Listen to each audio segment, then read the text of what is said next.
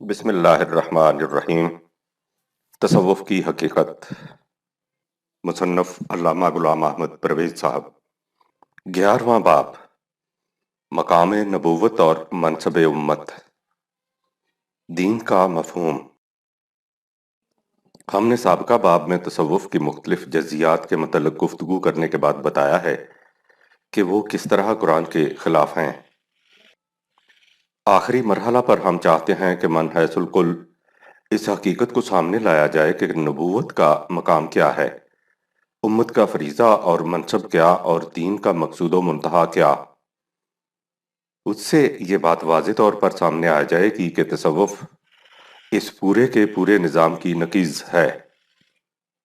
ہمارے ہاں نبی کے متعلق عام طور پر تصور یہ ہے کہ وہ ایک واعظ اور مبلغ ہوتا تھا جو لوگوں کو اچھے کاموں کی تلقین اور نصیحت کرتا اور برے کاموں سے منع کرتا تھا۔ اس وعظ و نصیحت کے بعد اس کا فریضہ ختم ہو جاتا تھا۔ یہ تصور نبوت اور رسالت کے قرآنی تصور کے یکسر خلاف ہے۔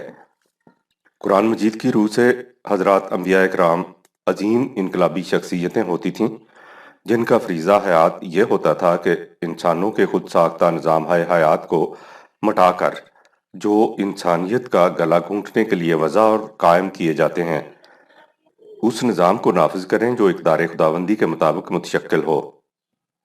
علامہ اقبال نے نبی کے اس منصب کو نہایت حقیقت کشا اور بصیرت افروز الفاظ میں بیان کیا ہے۔ وہ اپنے خطبات تشکیل جدید کے 5ویں خطبہ کا آغاز اس طرح کرتے ہیں: محمد عربی صلی اللہ علیہ وآلہ وسلم فلک الافلاک کی بلندیوں پر پہنچ کر واپس تشریف لے آئے۔ خدا شاہد ہے کہ اگر میں اس مقام پر پہنچ جاتا تو کبھی واپس نہ آتا۔ یہ الفاظ ایک بہت بڑے مسلمان صوفی بزرگ حضرت عبد القدوس گنگوہی کے ہیں۔ تصوف کے لٹریچر میں ان جیسے الفاظ کا ملنا غالباً مشکل ہے جو ایک فقرہ کے اندر شعور نبوت اور تصوف کے اس قدر لطیف نفسیاتی فرق کو اس طرح واضح کر دیں۔ ایک صوفی اپنے انفرادی تجربہ کی تجرد گاہ سے واپس آنا نہیں چاہتا، اور جب واپس آتا بھی ہے اس لیے کہ اسے واپس آنا پڑتا ہے تو اس کی یہ مراجعت نوع انسانی کے لیے کچھ معنی نہیں رکھتی۔ اس کے برعکس ایک نبی کی مراجعت تخلیقی ہوتی ہے۔ وہ آتا ہے کہ زمانے کے طوفان پر تسلط پا کر تاریخ کی قوتوں کو اپنے قابو میں لے آئے اور اس طرح مقاصد و مطامع کی ایک نئی دنیا تعمیر کر دے۔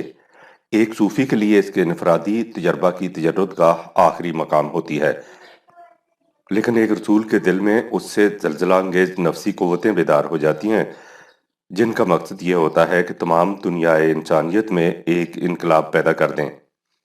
یہ آرزو کہ جو کچھ اس کی آنکھ نے دیکھا ہے وہ ایک جیتی جاگتی دنیا کے پیکر میں متشکل ہو جائے، نبی کے دل میں پیش پیش ہوتی ہے۔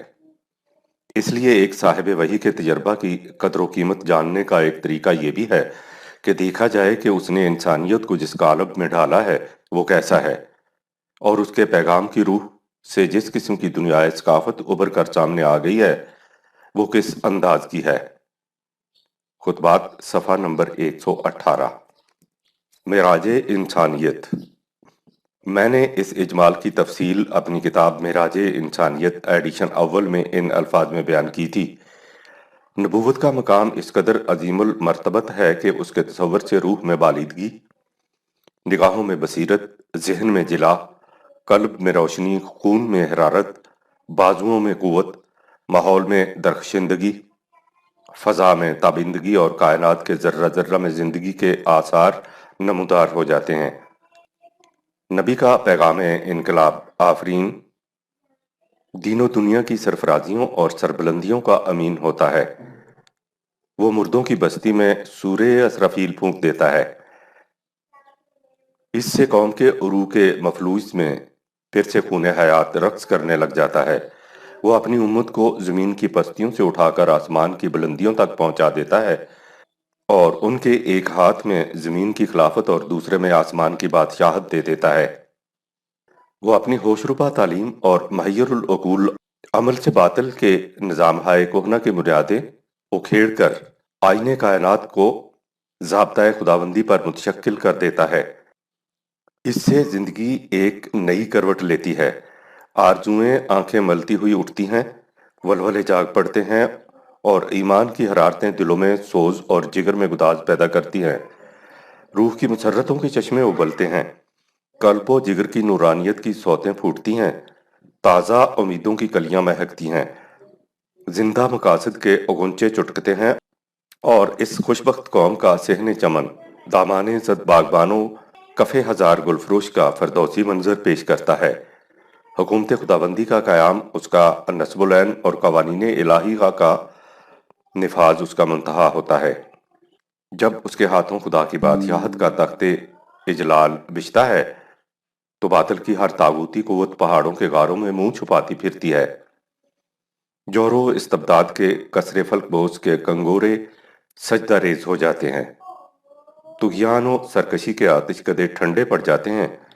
وہ اپنے رفقا کی قدوسی جماعت کے ساتھ اعلی کلمت الحق کے لیے باہر نکلتا ہے تو فتح و ظفر اس کی رکاب چومتی ہے، شوکت و حشمت اس کے جلب میں چلتی ہے۔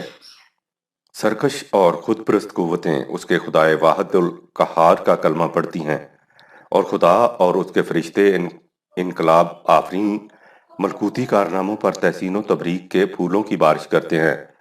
ان اللہ و ملائکاتہ یصلون علی النبی۔ رسول کا پروگرام۔ وہ اپنے عظیم پروگرام کی تکمیل کے لیے سب سے پہلے اپنے پیغام کی عام اشاعت کرتا ہے۔ اللہ تعالیٰ نے حضور صلی اللہ علیہ وسلم کو مخاطب کر کے فرمایا، یا ایہا الرسول بلغ ما انزل علیک من ربک وَإِن لَّمْ تَفْعَلْ فَمَا بَلَّغْتَ رِسَالَتَهُ۔ سورہ نمبر 5 آیت 67۔ اے رسول، تیرے رب کی طرف سے جو کچھ تجھ پر نازل ہوا ہے اسے دوسرے لوگوں تک پہنچاؤ۔ اگر تم نے ایسا نہ کیا تو تم فریضہ رسالت کی ادائیگی میں قاصر رہ جاؤ گے۔ اس پیغام خداوندی پر غور و فکر کے بعد جو لوگ اس کی صداقت کے قائل ہو جاتے وہ اس مرکز ہدایت رسول کے گرد جمع ہو جاتے، اور اس طرح ایک نئی جماعت امت مسلمہ وجود میں آ جاتی۔ رسول ان افراد کی تعلیم و تربیت سے ان کی انسانی صلاحیتوں کی نشو و نما کرتا۔ یزکیہم و یعلمہم الکتاب والحکمہ۔ سورہ 62 آیت نمبر 2۔ وہ انہیں احکام خداوندی کی تعلیم دیتا اور ان کی غرض و غایت ان کے ذہن نشین کراتا، اور اس طرح ان کے قلب و دماغ کی صلاحیتوں کی نشو و نما کرتا۔ اس مقام پر یہ نکتہ بھی قابل غور ہے کہ تزکیہ نفس ذات کی صلاحیتوں کی نشو و نما کا ذریعہ تعلیم کتاب و حکمت بتایا گیا ہے، نہ کہ خانقاہوں کے خلوت قدوں میں مراقبے اور چلے۔ پھر اس حقیقت کو بھی پیش نظر رکھیے کہ احکام خداوندی زبردستی منوائے نہیں جاتے تھے، ان کی غرض و غایت اور مقصود و منتہا عقل و فکر کی روح سے ریشنلی سمجھائے جاتے تھے، اور اس طرح وہ اپنے دل و دماغ کی کامل رضامندی سے ان احکام کی تعمیل کرتے تھے۔ ولیم جیمز نے اس طریق کی اہمیت کو پرنسپل کیرٹ کے ان بلیغ اور دل نشین الفاظ میں بیان کیا ہے۔ وہ کہتا ہے، اس میں شبہ نہیں کہ مذہب کا تعلق انسان کے قلب سے ہے، لیکن اسے انسان کی داخلی ہوا و حفظ کی سطح سے بلند کرنے اور حق و باطل میں تفریق کے لیے یہ ضروری ہے کہ ہم اسے کسی خارجی معیار کی کسوٹی پر پرکھیں جسے دل میں داخل ہونا ہے۔ اس کے لیے ضروری ہے کہ وہ پہلے عقل و فکر سے اپنے سچے ہونے کا سرٹیفکیٹ حاصل کرے۔ اس طرح مذہب کو حق حاصل ہوگا کہ وہ انسان کے جذبات کو اپنے تابع رکھے اور انہیں جذبات و احساسات کو پرکھنے کا ذریعہ بنے۔ Varieties of religious experiences. کتاب و حکمت کی تعلیم کی روح سے تزکیہ نفس سے مراد ہی یہ ہے۔ آپ غور کیجئے کہ ایسے دقیق فلسفہ کو جسے پرنسپل کیرٹ نے اپنے انداز میں بیان کیا ہے، قرآن کریم نے کس طرح 3 لفظوں میں سمو کر رکھ دیا ہے: صداقت کا دماغ کے راستے دل میں اتارنا۔ یہ ہے طریق نبوی۔ اس طریق سے جن افراد امت کی قلب ماہیت ہو جاتی ہے انہیں قرآن مومن کہہ کر پکارتا ہے۔ مرد مومن کی خصوصیات۔ مرد مومن کس قسم کی خصوصیات کا حامل ہوتا ہے، اس کے متعلق بھی میں نے اپنی اسی کتاب معراج انسانیت میں لکھا تھا۔ مقام نبوت و ایک طرف، شمع نبوی سے اکتساب ضیاء کرنے والے مرد مومن کی کیفیت یہ ہوتی ہے کہ اس کی نگاہوں سے قوموں کی تقدیریں بدل جاتی ہیں۔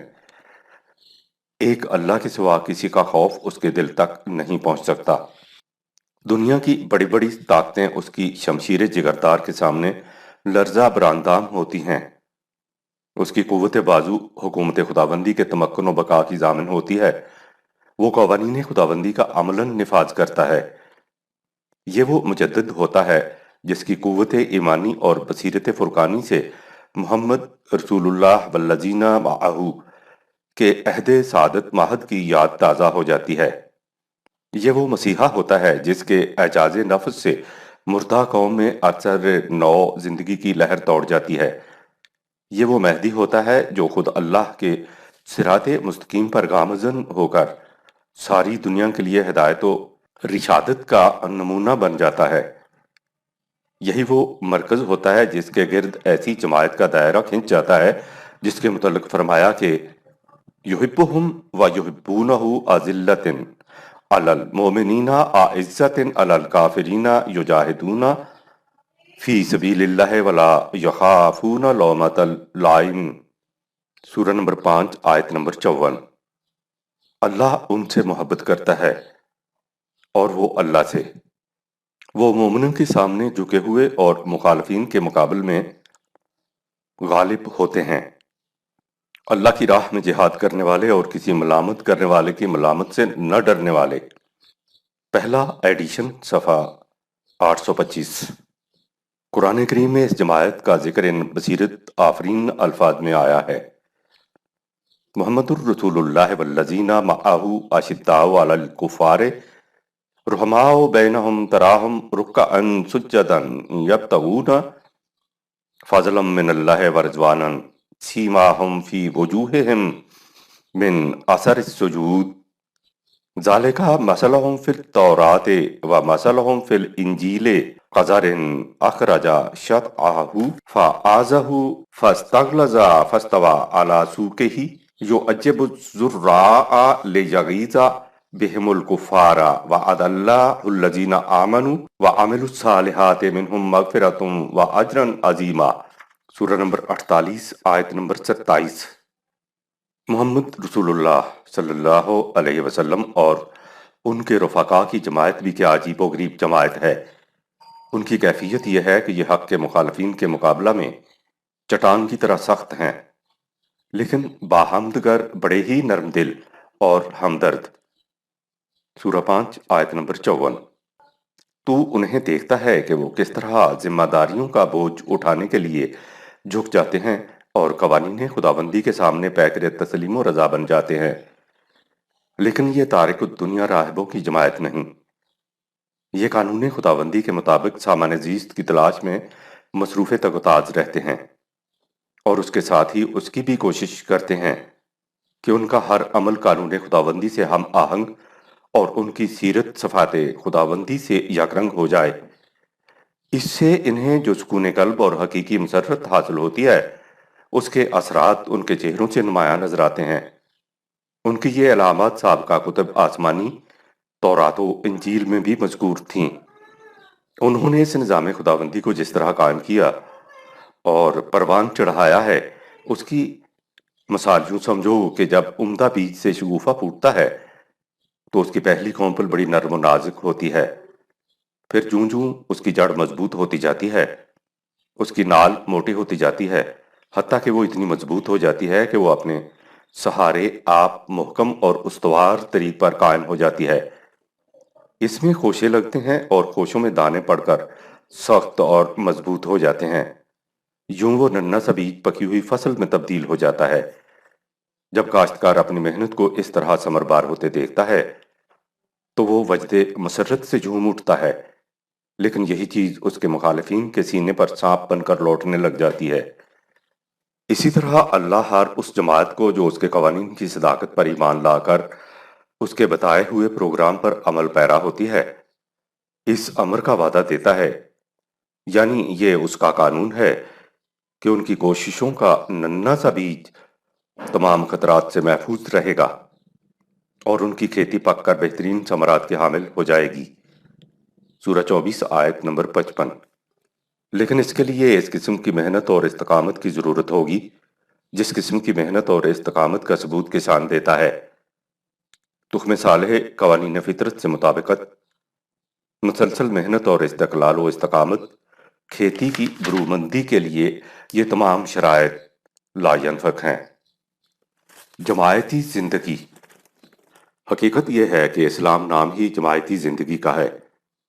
حضرت عمر رضی اللہ تعالی عنہ کا یہ ارشاد اسی حقیقت کی تبیین ہے، یعنی آپ نے فرمایا: لا اسلام الجماعت والجماعت الامارۃ والامارۃ الطاعۃ۔ جامع ابن عبدالعزیز۔ جماعت کے بغیر اسلام کا وجود ہی نہیں، اور جماعت کی ہستی امیر کے ساتھ ہے، اور امارت کا مدار اطاعت پر ہے۔ تمسک بالجماعت کی اہمیت کے سلسلہ میں حضور نبی اکرم صلی اللہ علیہ وسلم کے ارشادات گرامی کتب روایات میں درخشندہ موتیوں کی طرح بکھرے ملتے ہیں۔ مثلا حضور صلی اللہ علیہ وسلم نے فرمایا: انا امرکم بخمس اللہ امرنی بہن الجماعت والسماع والطاعت والجہر والجہاد فی سبیل اللہ فإنہ من خرج من الجماعت حین شبر فقد خلا ربکۃ الاسلام انکہل آنا یراجہ ومن دعا بدعاوى جاہلیت فہو من حتی جہنم قالوا یا رسول اللہ وَإِن صَامَ وَصَلَّى قَالَ وَإِن صَلَّى وَصَامَ وَزَعَمَ أَنَّهُ مسلم۔ روایت احمد والحاکم۔ حضور نے فرمایا: میں تم کو 5 باتوں کا حکم دیتا ہوں جن کا حکم مجھے اللہ نے دیا ہے: جماعت، سماع، اطاعت، ہجرت اور جہاد فی سبیل اللہ۔ یقین کرو جو مسلمان ایک بالشت بھر جماعت سے الگ ہو گیا تو اس نے اسلام کا حلقہ اپنی گردن سے نکال دیا، اور جس نے جاہلیت کی زندگی یعنی انتشار و لا مرکزیت کی زندگی کی طرف دعوت دی تو اس کا ٹھکانہ جہنم ہوگا۔ لوگوں نے پوچھا: یا رسول اللہ، اگرچہ ایسا شخص روزہ رکھتا ہو اور نماز پڑھتا ہو؟ فرمایا: ہاں، اگرچہ وہ نماز بھی پڑھتا ہو اور روزہ بھی رکھتا ہو اور بزم خواہش اپنے آپ کو مسلمان بھی سمجھتا ہو۔ غور فرمائیے کہ التزام جماعت کی کس قدر تاکید کی گئی ہے، اس لیے کہ اسلام کی بنیاد ہی اس اصل پر قائم ہے۔ یہ نہ رہے تو دین باقی نہیں رہتا۔ مسلم کی ایک روایت ہے کہ حضور نے فرمایا کہ من خرج من طاعت والفارق الجماعت فمات میتۃ الجاہلیہ۔ جو شخص اطاعت سے الگ ہو گیا اور جماعت کو چھوڑ بیٹھا تو وہ اسلام کی نہیں، جاہلیت زمانہ قبل از اسلام کی موت مر گیا۔ اس لیے کہ اطاعت سے نکل جانا نظام اسلامی کے خلاف علم بغاوت بلند کرنا ہے، جسے قرآن نے اللہ اور رسول کے خلاف اعلان جنگ قرار دیا ہے، اور اس کی سزا اس دنیا میں صلیب ہے اور عاقبت میں جہنم۔ بخاری میں ہے کہ حضور صلی اللہ علیہ وسلم نے فرمایا کہ لیسا احدی فارق الجماعت شبر فی موت الامات میتۃ جاہلیہ۔ جو شخص جماعت سے ایک بالشت بھر بھی باہر ہو جائے گا اس کی موت جاہلیت کی موت ہوگی۔ یعنی صرف یہی نہیں کہ جماعت سے یکسر الگ ہو جائے، بلکہ یہ بھی کہ اگر جماعت کے فیصلوں سے بالشت بھر بھی الگ ہو جائے تو بھی اس کی موت مسلمان کی موت نہیں، کہ ید اللہ علی الجماعت ومن شذ فی النار۔ ابن ماجہ۔ اللہ کا ہاتھ جماعت پر ہے، جو جماعت سے الگ ہوا وہ جہنم میں گرا۔ ان روایات میں الجماعت سے مراد قرآنی نظام ہے جو جماعت مومنین کے ہاتھوں قائم ہوتا ہے، اور یہ ظاہر ہے کہ اس نظام کے قیام کے لیے اپنی آزاد مملکت کا وجود ناگزیر ہے۔ چنانچہ قرآن کریم نے واضح الفاظ میں بتا دیا کہ جماعت مومنین کے ایمان اور اعمال صالحہ کا لازمی نتیجہ قرآنی مملکت کا قیام ہے، جسے استخلاف فی الارض کہہ کر پکارا گیا ہے۔ فرمایا: استخلاف فی الارض وعد اللہ الذین آمنوا منکم وعملوا الصالحات لا یستخلفنہم فی الارض کما استخلف الذین من قبلہم ولا یمکنن لہم دینہم الذی ارتضی لہم ولا یبدلنہم من بعد خوفہم امنا یعبدوننی لا یشرکون بی شیئا ومن کفر بعد ذلک فاولئک ھم الفاسقون۔ سورہ نمبر 24 آیت 55۔ جو لوگ ہمارے قوانین کی صداقت پر یقین رکھیں گے اور ہمارے تجویز کردہ پروگرام پر عمل پیرا ہوں گے، ہم وعدہ کرتے ہیں کہ ہم انہیں دنیا میں حکومت عطا کر دیں گے، جس طرح ہم نے اس نہج کی زندگی بسر کرنے والی قوموں کو ان سے پہلے حکومت عطا کی تھی۔ اس حکومت سے مقصد یہ ہوگا کہ وہ نظام زندگی الدین جسے ہم نے ان کے لیے پسند اور تجویز کیا ہے متمکن ہو جائے، ان کا خوف امن سے بدل جائے، اور اس طرح وہ اس قابل ہو جائیں کہ صرف ہمارے احکام و قوانین کی اطاعت کریں، اور دنیا کی کوئی قوت انہیں اس پر مجبور نہ کر سکے کہ وہ خدا کے سوا کسی اور کی محکومیت اختیار کریں۔ یہ سلسلہ اس وقت تک قائم و دائم رہے گا جب تک یہ لوگ اس پروگرام پر عمل پیرا رہیں گے۔ جب یہ اس نہج زندگی کو چھوڑ دیں گے تو یہ تمکن ان سے چھن جائے گا، کیونکہ یہ تو نتیجہ تھا ایمان و اعمال صالحہ کا، اور جب یہ بیج ہی باقی نہیں رہے گا تو اس کے ثمرات کس طرح حاصل ہو سکیں گے۔ یہ آیہ جلیلہ بڑی جامع ہے اور الدین کا پورا تصور سامنے لے آتی ہے۔ اس میں کہا یہ گیا ہے کہ نمبر 1، ایمان اور اعمال صالحہ کا لازمی نتیجہ استخلاف فی الارض یعنی حکومت اور اقتدار کی زندگی ہے۔ نمبر 2، یہ حکومت یا مملکت مقصود بذات نہیں ہوتی بلکہ ایک بلند و بالا مقصد کے حصول کا ذریعہ ہوتی ہے۔ نمبر 3، وہ مقصد ہے دین کا تمکن یعنی نظام خداوندی کی عملی تشکیل اور تنفیذ۔ اسی کو علیہ السلام کہہ کر پکارا گیا ہے۔ اس کے معنی یہ ہیں کہ تمکن فی الارض کے بغیر اسلام پر عمل پیرا ہوا ہی نہیں جا سکتا۔ دیکھیے قرآن کریم نے اس حقیقت کو کیسے واضح الفاظ میں بیان کیا ہے جب کہا ہے کہ الذین ان مکناہم فی الارض اقاموا الصلاۃ وآتوا الزکاۃ وامروا بالمعروف ونہوا عن المنکر وللہ عاقبۃ الامور۔ سورہ نمبر 22 آیت نمبر 41۔ یہ یعنی امت مسلمہ وہ لوگ ہیں کہ جب انہیں ملک میں اقتدار حاصل ہوگا تو یہ اقامت صلاۃ اور ایتاء زکوٰۃ کا فریضہ سر انجام دیں گے، امر بالمعروف اور نہی عن المنکر کریں گے، یعنی جن امور کو خدا نے پسندیدہ قرار دیا ہے انہیں حکماً نافذ کریں گے، اور جنہیں اس نے ناپسندیدہ کہا ہے انہیں قانوناً ممنوع قرار دیں گے، غرضے کہ ان کے تمام امور آخر الامر خدا کی طرف لوٹیں گے، یعنی ان کا ہر فیصلہ قوانین خداوندی کی روح سے ہوگا۔ اس استخلاف فی الارض یعنی اسلامی مملکت کے قیام کا بنیادی نتیجہ یہ ہوگا کہ انہیں دنیا کی کسی قوت کی طرف سے خوف لاحق نہیں ہوگا، اور اس سے وہ اس قابل ہو جائیں گے کہ بلا غل و غش قوانین خداوندی کی محکومیت اختیار کر سکیں اور اس میں انسانوں کے خود ساختہ نظام کا شائبہ تک نہ ہو۔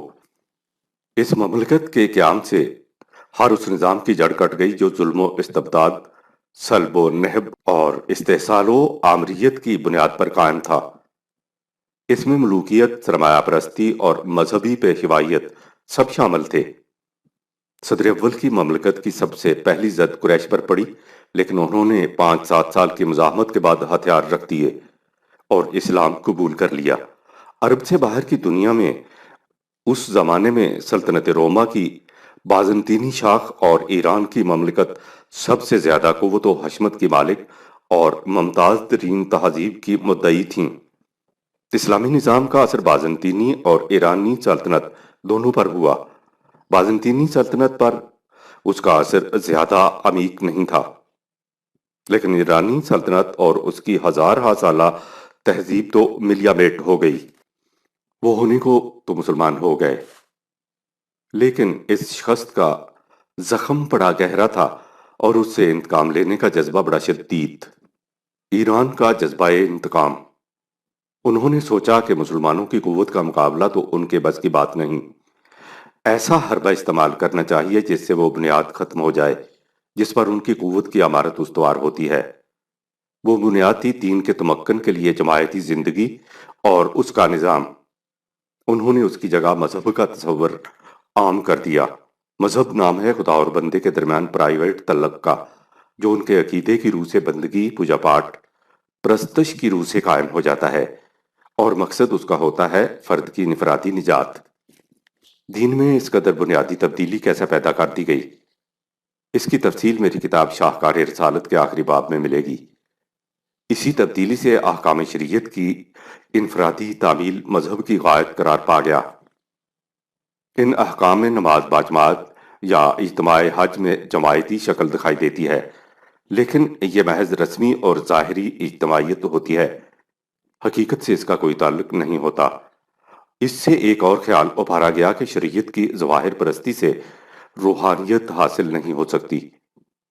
روحانیت کے لیے باطنی پاکیزگی نہایت ضروری ہے، اور وہ تصوف کی روح سے پیدا ہو سکتی ہے۔ یوں دین کی اصل بنیاد کو اکھیڑ کر رکھ دیا، اور اس وقت سے اس وقت تک اسی کا نام اسلام رہ گیا ہے۔ علامہ اقبال نے اس تبدیلی کو عجمی سازش کہہ کر پکارا ہے، اور واضح طور پر یہ کہا ہے کہ اسلام کا کوئی گوشہ بھی اس کی زد سے بچ نہیں سکا۔ تمدن، تصوف، شریعت، کلام، بتانے عجم کے پجاری تمام۔ عجمی اور اسلامی تصوف۔ لیکن اس تبدیلی کے مؤیدین یا اس سے متاثرین نے اس لفظ عجم سے بھی عجیب فائدہ اٹھایا۔ جب تصوف کے خلاف اعتراض کیا جائے تو یہ حضرات کہہ دیتے ہیں کہ جو کچھ آپ کہہ رہے ہیں وہ عجمی تصوف کے متعلق ہے، اسلامی تصوف کے متعلق نہیں۔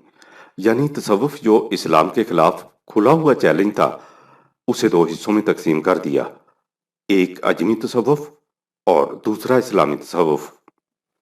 اسلامی تصوف کی ترکیب ہی اس قدر غیر اسلامی ہے کہ اس کے متعلق کسی تفصیل میں جانے کی ضرورت محسوس نہیں ہوتی۔ تصوف جو اقبال کے الفاظ میں اسلام کی سرزمین میں اجنبی پودا ہے، اسے اسلامی کہنا اگر فریب دہی نہیں تو خود فریبی ضرور ہے۔ تصوف کی انسٹیٹیوشن ہی سرے سے غیر اسلامی ہے۔